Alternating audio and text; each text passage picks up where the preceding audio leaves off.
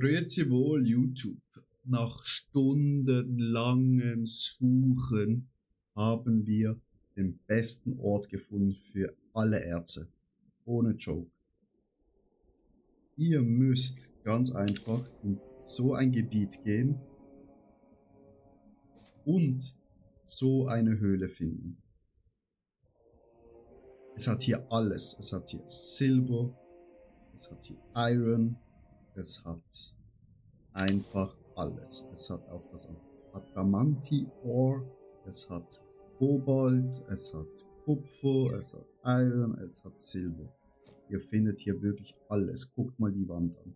Es ist alles voll, Chat. Da ist man locker 5 Stunden drin. Also, sucht einen Ort wie dieses. Es muss nicht eine Insel sein. Ich hatte gerade Glück. Es kann auch am Land sein, hier. Und dann müsst ihr einen Durchgang finden, also eine Höhle. Am besten sucht ihr sowas, dass es so orange-rotlich ist, so weinrot nenne ich das jetzt mal. Und da findet ihr, wenn ihr so eine Höhle findet, wo dann so aussieht, quasi eine Welt unter der Welt, dann seid ihr am richtigen Ort.